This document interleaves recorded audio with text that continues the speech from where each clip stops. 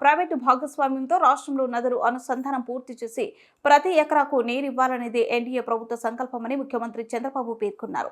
70,000 కోట్లతో గోదావరి బనకచెర్ల ప్రాజెక్టు పూర్తి చేస్తే రాయలసీమ సహా రాష్ట్రమంతా సస్యశ్యామలవుతుందన్నారు.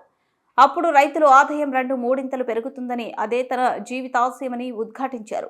గోదావరి నీటిని పోలవరం కుడి ప్రధాన కాలువ ద్వారా కృష్ణా నదికి, అక్కడి నుంచి వైకుంఠపురం బ్యారేజ్ ద్వారా బొల్లపల్లి వద్ద 150 టీఎంసీల నిల్వ సామర్థ్యంతో నిర్మించే జలాశయానికి నాగార్జున సాగర్ జలాశయానికి వెళ్తుందని, అక్కడి నుంచి ఉమ్మడి కర్నూలు జిల్లాలోనే బనకచెర్లకు చేరుస్తాం. దీంతో రాయలసీమలో ప్రతి ఎకరాకు నీరు అందుతుంది. అయితే దీనికి 70,000 కోట్లు ఖర్చు అవుతుందని సూచించారు. 3 నదులు ప్రధానంగా మనం చూస్తే కృష్ణ, గోదావరి, వంశధార, పెన్నా ఉంది. కానీ చాలా వరకు నీళ్ళు వచ్చే పరిస్థితి లేకుండా over a period of time ఉండే నీళ్ళు కూడా గోదావరి అవన్నీ శ్రీశైలంకి వచ్చిన తర్వాత ఆ ప్రాబ్లం వచ్చే పరిస్థితికి వచ్చింది. ఈరోజు మన రాష్ట్రానికి ఒక గేమ్ చేంజర్ పోలవరం. నేను అందుకే అనేక సందర్భాలు చెప్పాను, పోలవరం ఆంధ్రప్రదేశ్ రాష్ట్రానికి ఒక జీవనాడి, ఒక వెన్నెముక. ఇది కానీ సమర్థవంతంగా కానీ మనం చేసుకోగలిగితే, అక్కడి నుంచి నదుల అనుసంధానం జరగగలిగితే ఈ రాష్ట్రంలో కరువుకు చెక్ పెట్టే పరిస్థితి వస్తుంది. కరువును నివారించగలిగితే బంగారం పండించే రైతాంగం ఉన్నారు, పెట్టుబడులు వస్తాయి, త్రాగునీటి సమస్య కూడా పరిష్కారం అవుతుంది. కొన్ని ప్రాంతాల్లో ఫ్లోరైడ్ నీళ్లుండి అనేక ఆరోగ్య సమస్యలు వస్తున్నాయి. ఈస్ట్ వెస్ట్ గోదావరి జిల్లాల్లో చూస్తే ఎక్కువ చేపల చెరువులు వచ్చే తర్వాత కలుషితమైన నీళ్లు తాగే పరిస్థితికి వస్తున్నాం. అయితే అధ్యక్ష, ఇక్కడ సభ్యులందరికీ కూడా, మీకే కాకుండా రాష్ట్రంలో ఉండే ప్రజలు కూడా అర్థం చేసుకోవాల్సిన అవసరం ఉంది. ఈరోజు ఏదైతే పోలవరం ప్రాజెక్టు ఉందో అది ఇప్పుడుది కాదు, ఓసారి చరిత్ర. ఆ చరిత్రలో మనం చూస్తే 1941లో ప్రపోజల్ వచ్చింది.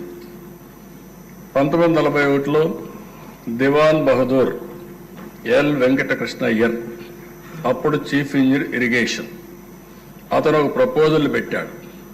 ఒక స్టోరేజ్ రిజర్వాయర్ ఇక్కడ వస్తే బాగుంటుంది, గోదావరి పైన రావాలి అని ఆలోచించి ప్రిలిమినరీ ఇన్వెస్టిగేషన్ 42-44లో చేశాడు.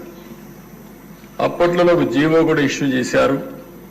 ఆ జీవో ప్రకారం ఫర్దర్ ఇన్వెస్టిగేషన్ తొలిసారి మీరు చూస్తే 170 అడుగులు ఎత్తి పెట్టాలని, ఆ నుంచి 208 అడుగులు కూడా పెట్టాలని, దీనివల్ల 340 నుంచి 700 టీఎంసీ నీళ్లు పోలవరంలో, పేరు కూడా అప్పుడు పోలవరం కాదు, అక్కడ రిజర్వాయర్ నీళ్లు ఉంటాయని చెప్పి ఒక అవగాహనకు వచ్చారు. 75 నుంచి 150 మెగావాట్ల పవర్ ఉత్పత్తి చేయొచ్చు అనుకున్నారు. పేరు కూడా రామపాద సాగర్ని సైట్ని ఐడెంటిఫై చేసి అక్కడ ఈ ప్రాజెక్టు కట్టాలని చెప్పి ఆ రోజు నిర్ణయించారు. కడాన దిశ ఈ ప్రాజెక్టుని గోవిందరాజు అయ్యంగారని 5-6 ఆగస్టు 1947లో ఇవన్నీ కూడా కన్సల్టెంట్గా ఉండి ఇవన్నీ ఎస్టాబ్లిష్ చేసి ఇది ఫీజిబిలిటీ ఉంది, selection of site for dam is the best available site అని ఫైనలైజ్ చేశారు.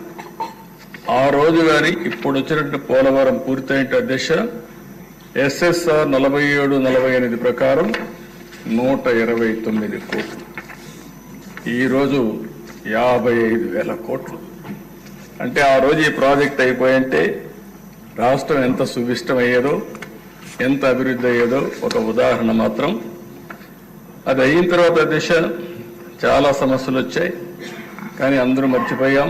స్వాతంత్రం వచ్చింది, రాష్ట్రం వచ్చింది, మళ్ళా రాష్ట్రం కలిసింది, రాష్ట్రం విడిపోయింది. ఎన్ని జరిగినా కూడా అప్పట్లో ఎవరూ పట్టించుకోకుండా 15/5/1981లో మాత్రం అంజయ్య గారు ఫౌండేషన్ వేశారు.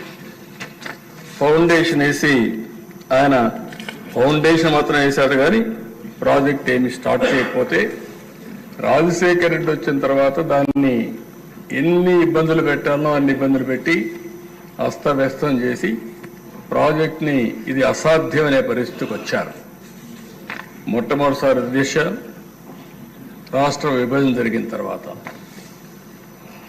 హైదరాబాద్ ఇన్కమ్ తెలంగాణకు వెళ్తుంది, ఆంధ్రప్రదేశ్కి ఆదాయం లేదు.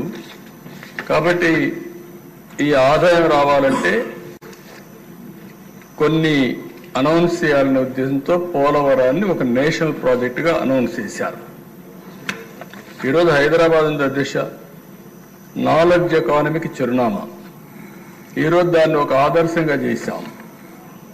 అలాంటి రాష్ట్రానికి అక్కడ ఇచ్చినప్పుడు దీనివల్ల మనకు పూర్తిగా ఫలితాలు రాకపోయినా ఇక్కడి నుంచి శ్రద్ధ పెట్టాలనే ఉద్దేశంతోనే ఆ రోజు నేను ఒకటే ఆలోచించా.